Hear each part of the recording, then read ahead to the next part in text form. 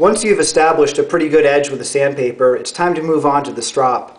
Now before you can strop, you need to build a strop. There's a lot of different ways to build a strop. This is one way that's worked out pretty well for me. First off, I get a 2x4, just over a foot long. I think I build my strops a little bit longer than a lot of people, and I'm sure a shorter length would work as well. The heart of the strop is the leather. This is some leather that I got from a friend that I've been building strops out of. The key with your leather is you want it a little bit thicker than a lot of leather, and that's what provides the cushioning, the same way that the mouse pad did when we were running the sandpaper. You want it about the width of the 2x4. Get it the right length, and then trim it off so that it's the length of the 2x4.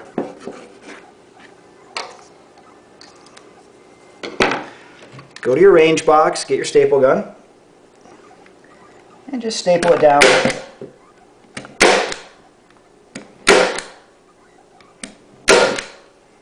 Stretch it tight, and staple down the far end.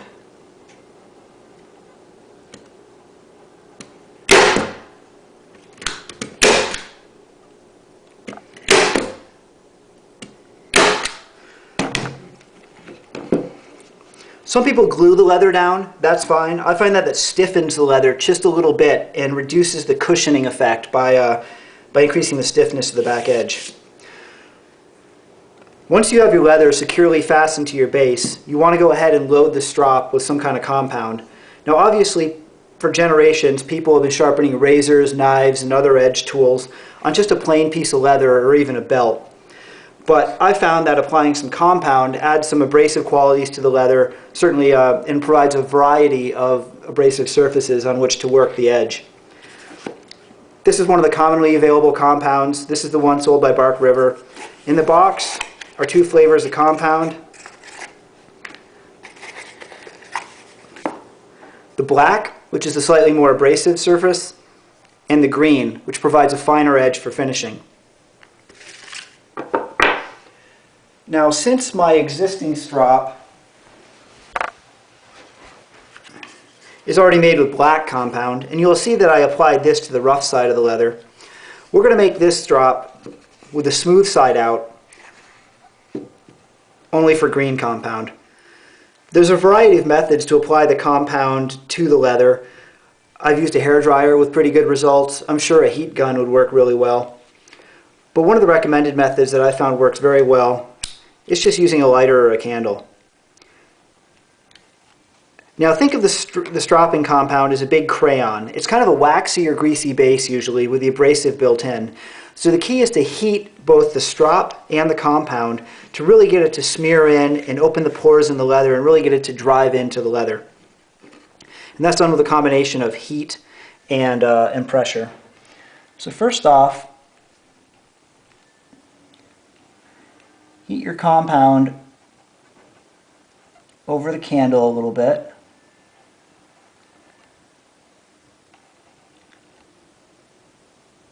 If you ever left crayons in a hot car, you'll recognize this phenomenon. And then holding the strop up vertical to the flame, get some heat on there. There we go.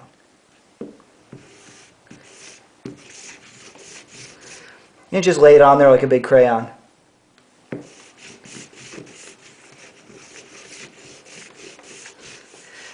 How much to put on is ultimately a matter of experience. But I found it's easier to put it on just a little bit at a time and then scrape off what you don't need.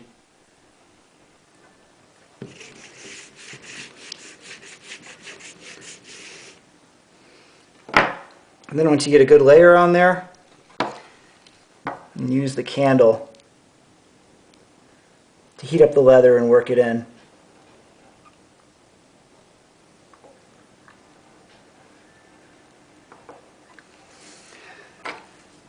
The other method is to use the lighter. Just hold it up to the strop. You notice as the flame passes over it, the stropping compound seems to disappear. That's just it melting and getting driven into the leather. Once you've got it heated up pretty well, go ahead and get a knife and just run it over like you're trying to put peanut butter on toast. Do that in a couple cycles, always keeping it warm.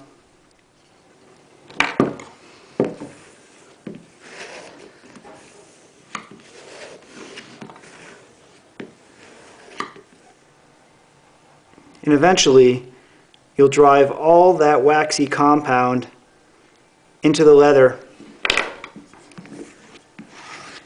Wind up with a nice, evenly loaded strop.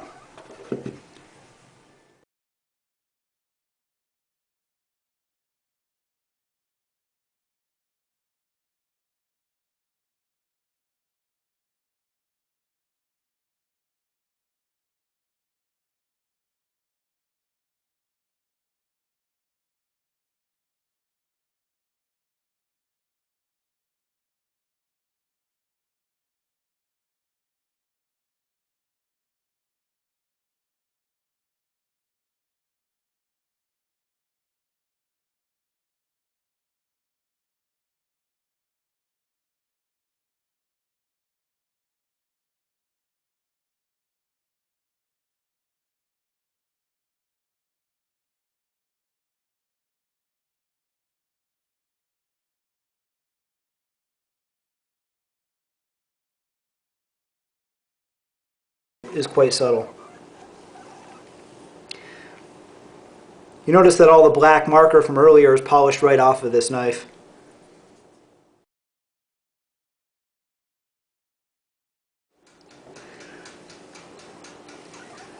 Once you're finished with the black strop, it's time to move on to the green for the finishing strop.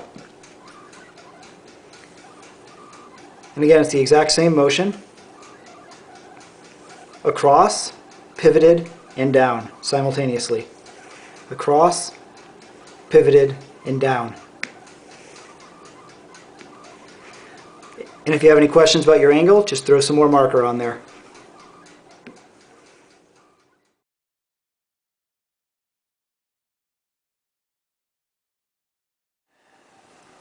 Another good option is the leather hone available from knivesshipfree.com. It's got a thick piece of leather glued to each side and a great size for either home or it's reasonable to bring this in your pack in the backcountry. It comes with an excellent sheet of instructions as well. The first step when you get it is to take your black and green compound from Bark River, and again the black is the slightly coarser and the green is the fine compound. The instructions indicate that you don't need heat, you can just crayon it in. So apply the black compound to one side.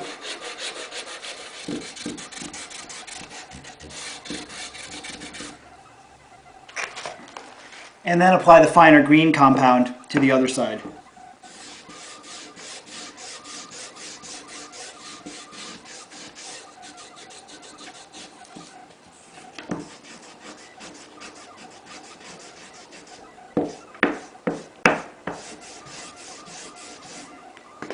There we go.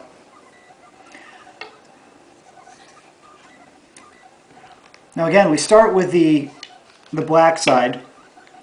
And here I want to demonstrate the popular technique of stropping from tip to heel of the knife.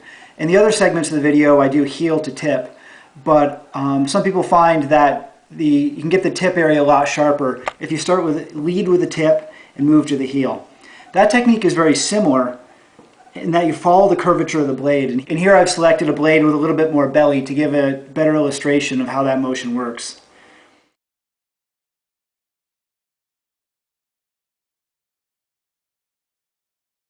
So follow the curvature of the blade, and that motion looks something like this. Flip it over and do the other side. And again, you don't want to provide too much weight. This is a little bit beefier knife. The weight of the blade can provide almost all the force. And again, as reference, I use a little less pressure than I use when shaving my face in the morning. And then when that's sufficiently sharp, finish it off with a few light strokes on the green side. Now, depending on the size of the knife, you can see that sometimes I'm a little crowded against the surface of the table here. Another trick that I like with a smaller hone is to jack it up on a book, just like this. And that way it gives you a lot more comfortable range of movement in order to get the angle right. So the basic movement that we're going for is moving it up, turning the blade, and always moving it back. So we're going up, turn, and back, all in one movement, like this. Up, turn, and back. And all three movements continue throughout this stroke. It's always moving up from tip to heel, up.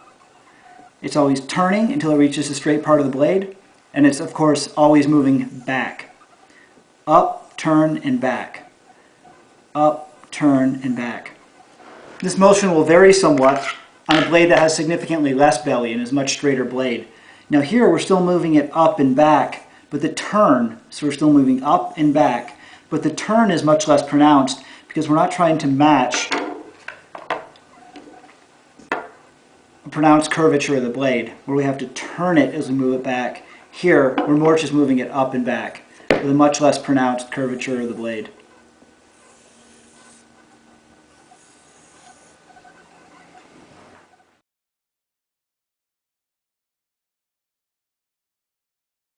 Another factor to keep in mind with a multi-stage sharpening system like this is that every time you sit down to touch up an edge, you're obviously not going to use all three.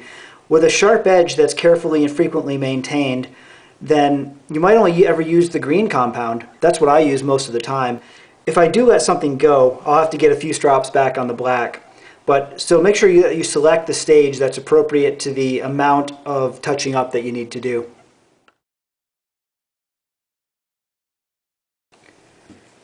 Now at certain points in this process, you're going to have to make decisions. When am I finished with the sandpaper and ready to move on to the black compound? When am I finished with the black compound and ready to move on to the green? And that brings up the issue of testing sharpness. Now there's a lot of time-honored ways to test sharpness. If you've got a method that works, I'm sure that'll be just fine for these purposes. I just want to recap a few of the common ones. One of the common ones is the Bic pen barrel. You slide the knife edge down the pen barrel. If it slips down, that means it's not sharp. But if you put it at a moderate angle and it catches and hangs, that's a good indication that the edge on there has got some teeth. Another variation on this that I used when I was a teenager was my thumbnail. However, it just led to me shaving a lot of grooves in my thumbnail. Similar to the Bic pen barrel is the Sharpie. You've already got one around. Obviously, you're testing it for your edge.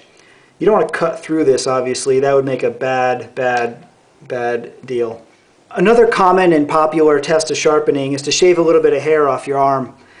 Now, this doesn't always measure everything you need to see, but it is a always available, always close at hand method to determine how good an edge you got on there. Now, a lot of times when I'm done with the sandpaper, it'll catch hair and roughly shave it.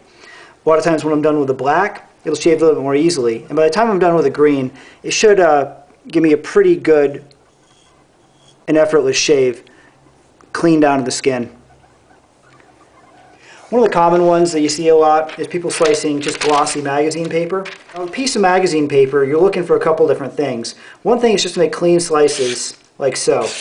If it was doing that but catching, but still managing to slice well from the edge, that would be about where I'd be done with the 2000 grit. In addition to just cutting big slices like that, another thing that people do is to make very small curls right on the edge. I'm not very good at this, but other people are. But you want to try to make fine curls.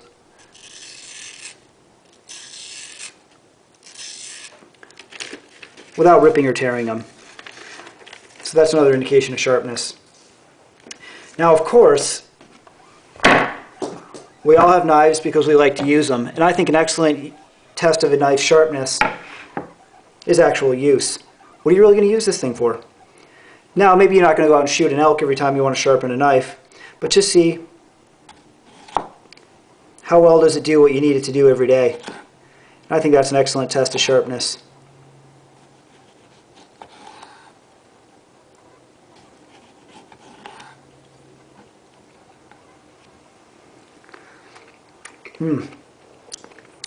Yeah, that knife's just about ready. When you're in the field with a convex blade, you need to be able to keep it sharp.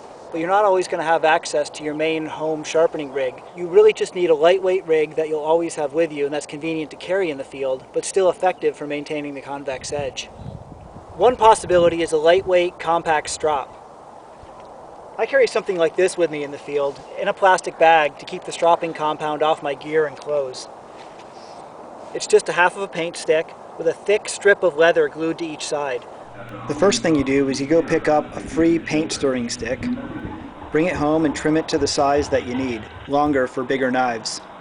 Cut 2 strips of leather that are the width of the strop and glue them down really good to the paint stick. 1 strip on each side.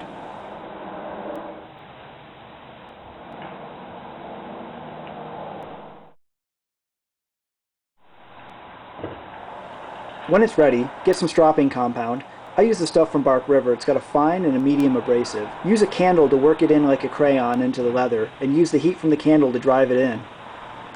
Use your knife and spread it in like peanut butter, really trying to drive it into the leather, and do the same thing with the green compound. When you're finished, you'll have a strop with green on one side and black compound on the other. Once you've got your strop made, you're in the field, and your blade needs touching up. Start with the black side of the strop. Now remember, you're doing 3 motions as you use the strop. You're drawing the blade back, you're drawing the blade black and turning it to follow the belly of the blade, and you're drawing the blade down from the heel to the tip of the blade. So it's back, turn, and down. Back, turn, and down.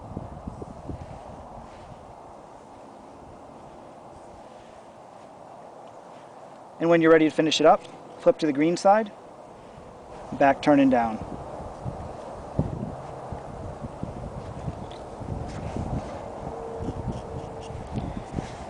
Now in the field, most of what you're going to be doing is simply touching up and maintaining the edge.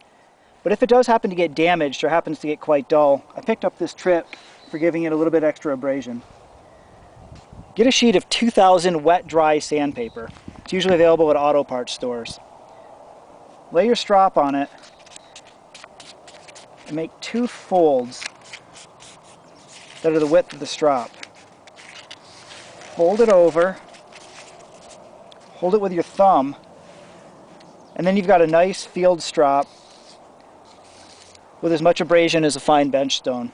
And it still maintains the cushioning from the leather that's necessary to cradle a convex edge.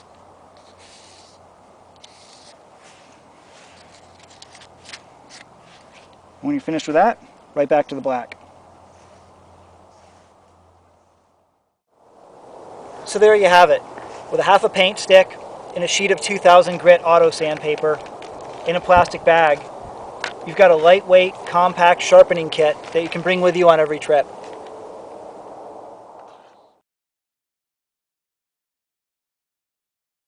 Now at this point you should have 2 strops, one loaded with a coarser black compound and one loaded with a finer green compound. We start with a coarser black compound, and using the same stroke as we would when we sharpen, we draw it back, curving the edge and drawing it down at the same time. So 3 motions: back, back and turning to follow the edge of the blade, and ultimately back and down to draw it from the heel to the tip of the blade. So it's about like that. Alternating strokes, one on each side to keep it nice and even.